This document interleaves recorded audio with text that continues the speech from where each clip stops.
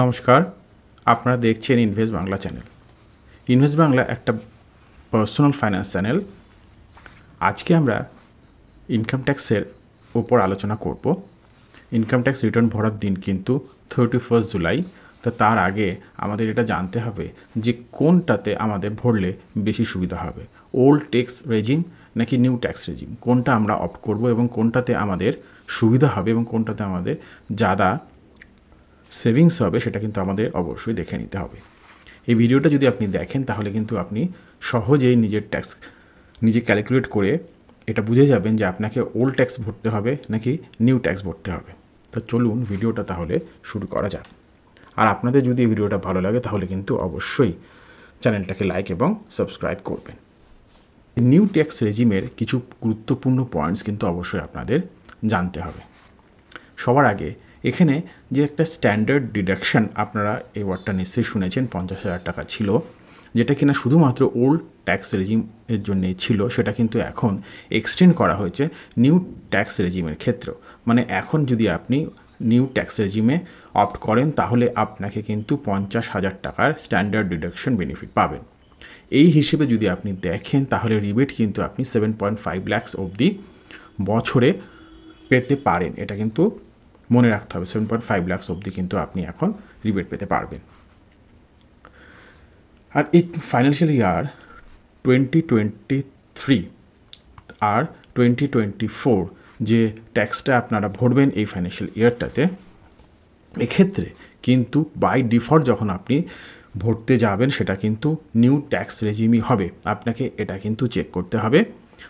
যদি আপনি old tax রেজিমে ভরতে চান তাহলে কিন্তু আপনাকে এটাকে চুজ করতে হবে এবং সেই ক্ষেত্রে আপনাকে সাবমিট করতে হবে রিটার্নটা 10 IEA এবং এটাও কিন্তু ডিউ ডেটের আগেই আপনাকে ভরতে হবে।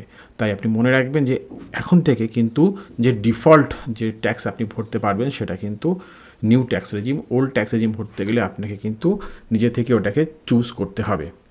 আর আপনি প্রত্যেকবার মানে প্রত্যেক ফাইন্যান্সিয়াল ইয়ারে কিন্তু নিউ ট্যাক্স বা ওল্ড ট্যাক্স যেটাই আপনার ইচ্ছে সেটাকে কিন্তু আপনি সুইচ ওভার করতে পারেন। এটা কিন্তু আপনাকে নিজেকেই করতে হবে।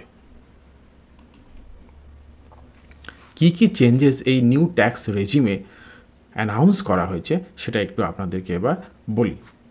এক্ষেত্রে আগে যেটা বেসিক এক্সাম্পশন লিমিট ছিল 2.5 লাখ, সেটাকে কিন্তু বাড়িয়ে এখন 3 লাখ করা হয়েছে। আগে এই ক্ষেত্রে 6টা ট্যাক্স স্ল্যাব ছিল, কিন্তু এখন এটাকে কিন্তু কমিয়ে নিউ ট্যাক্স রেজিমে মাত্র 5টা ট্যাক্স স্ল্যাব কিন্তু রাখা হয়েছে। আর একটা জিনিস যেটা আমি আপনাকে আগেই বললাম যে 50,000 টাকা যে স্ট্যান্ডার্ড ডিডাকশন সেটাও কিন্তু এখন স্যালারাইড এবং পেনশনার যারা তারাও কিন্তু নিউ ট্যাক্স রেজিমে পাবেন। আর যারা ফ্যামিলি পেনশনার তারাও কিন্তু স্ট্যান্ডার্ড ডিডাকশন 15,000 টাকা অবধি ক্লেম করতে পারবেন। আর সবথেকে যেটা ভালো সেটা হচ্ছে হায়ার সারচার্জ রেট। এই হায়ার সারচার্জ রেটটা 37% ছিল আগে, সেটা কিন্তু রিডিউস করা হয়েছে 25%-এ। মানে কোথায় 37 ছিল সেটাকে রিডিউস করে 25% করা হয়েছে। আর এই হায়ার যে সারচার্জ রেট সেটা সবার জন্য নয়, যারা হাই ট্যাক্স ব্র্যাকেটে আসে এটা তাদের জন্যে। এই যে ট্যাক্স স্ল্যাবসগুলো আপনি এখন দেখতে পাবেন নিউ ট্যাক্স রেজিমে, সেক্ষেত্রে আপ টু 3 লাখ টাকা অবধি কিন্তু কোনো ট্যাক্স আপনাকে দিতে হবে না। 3,01,000 টাকা থেকে 6 লাখ টাকা অবধি আপনাকে 5% রেটে ট্যাক্স দিতে হবে। 6,01,000 থেকে 9 লাখ টাকা অবধি আপনাকে যে ট্যাক্স দিতে হবে সেটা হচ্ছে 10%।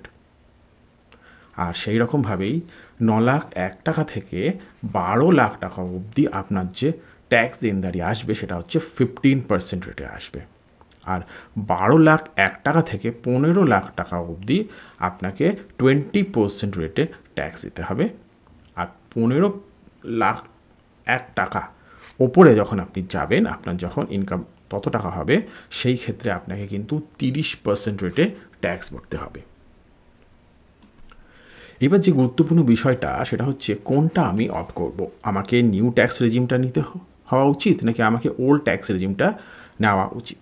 এই ক্ষেত্রে আমি খুব সিম্পলভাবে আপনাদেরকে একটু বোঝানোর চেষ্টা করছি।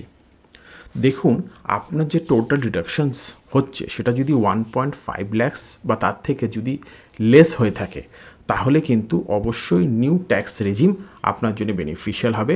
সেই ক্ষেত্রে ওল্ড ট্যাক্স রেজিমে কিন্তু আপনি প্রফিট পাবেন না।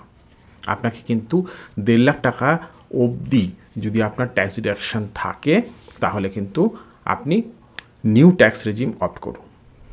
আর আপনার যে টোটাল ডিডাকশন সেটা যদি 1.5 লাখ টাকা থেকে 3.75 ল্যাক্স অবধি হয়, সেই ক্ষেত্রে কিন্তু আপনাকে ট্যাক্স ক্যালকুলেট করে দেখতে হবে দুটোর মধ্যে কোনটাতে হচ্ছে, সেটা আমি পরবর্তীতে স্লাইডেসে আপনাকে কিন্তু বোঝাবো। আর যদি আপনার যে টোটাল ডিডাকশন সেটা যদি 3.75 ল্যাক্সের থেকে বেশি হয়ে যায়, তাহলে কিন্তু আপনাকে ওল্ড ট্যাক্স রেজিম চুজ করাটাই সুবিধাজনক এবং সেই ক্ষেত্রে কিন্তু আপনি বেশি টাকা সেভস করতে পারবেন।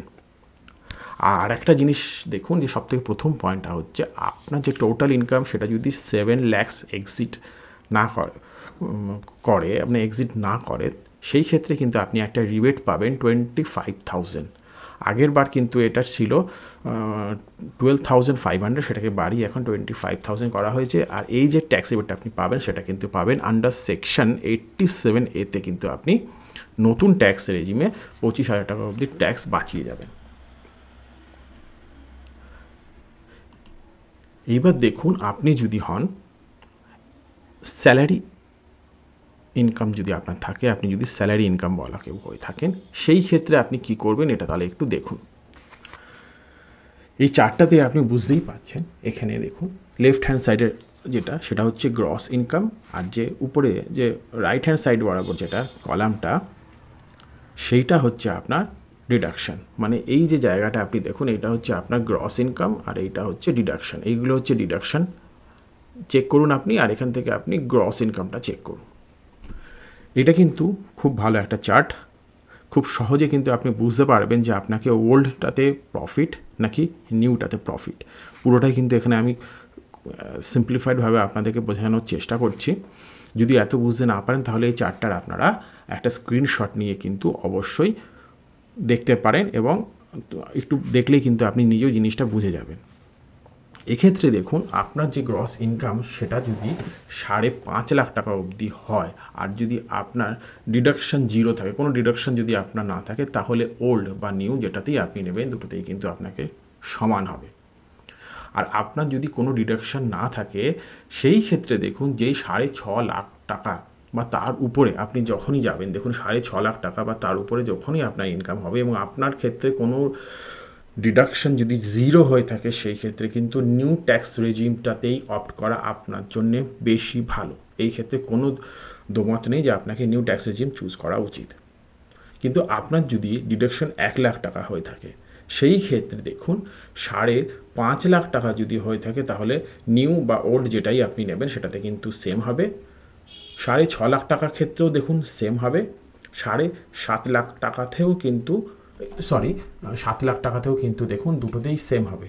কিন্তু তার উপরে যখনই আপনার ইনকাম হবে এবং আপনার যে ডিডাকশান সেটা মাত্র 1 লাখ টাকা অবধি থাকবে, সেই ক্ষেত্রে আপনি কিন্তু নিউতেই অ্যাপ্লাই করবেন, সেটাই আপনার ক্ষেত্রে বেনিফিশিয়াল।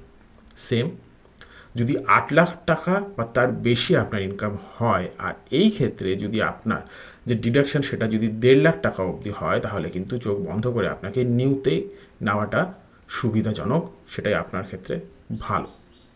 আর অন্যদিকে দেখুন 1,38,500 টাকা যদি আপনার ডিডাকশান হয়ে থাকে, তাহলে 5.5 লাখ টাকা যদি আপনার ইনকাম থাকে, সেই ক্ষেত্রে কিন্তু ওল্ড বা নিউ দুটোতেই কিন্তু আপনার সেম হবে।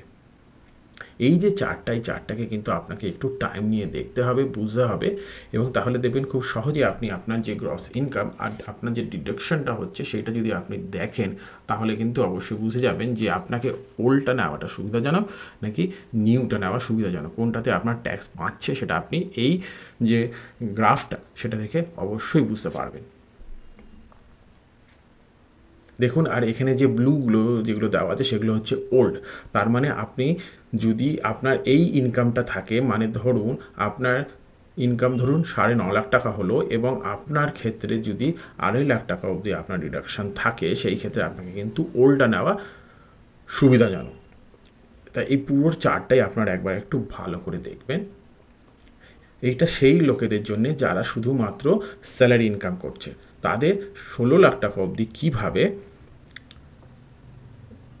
ট্যাক্স বাঁচানো যেতে পারে সেটাই আপনি এই চার্টটাতে দেখাচ্ছি। আর একটা যে চার্ট আছে দেখুন, আপনার ইনকাম যদি আদার দেন স্যালারি হয়ে থাকে, সেই ক্ষেত্রে 15 লাখ টাকা অবধি যদি আপনার ইনকাম হয়, সেই ক্ষেত্রে আপনি এই চার্টটাকে ফলো করতে পারেন। আদার দ্যান স্যালারি, এই কথাটার মানে হচ্ছে ধরুন আপনি স্যালারি তো আছে এবং তার সাথেও আপনার আরও কিছু অন্য সোর্স থেকে আরও ইনকাম আছে এবং তার উপর আপনাকে ট্যাক্স দিতে হচ্ছে, তাহলে কিন্তু অবশ্যই আপনি এই চার্টটা ফলো করবেন। তাহলে আজকের মতন এতটাই। আপনাদের যদি ট্যাক্স নিয়ে আরও কিছু জিজ্ঞাসা থাকে তাহলে অবশ্যই কিন্তু আমাকে কমেন্টস করুন, আমি আবার নতুন ভিডিও এটার উপর তাহলে আবার বানিয়ে দেবো। তাহলে আজকের মতন এতটাই, নমস্কার।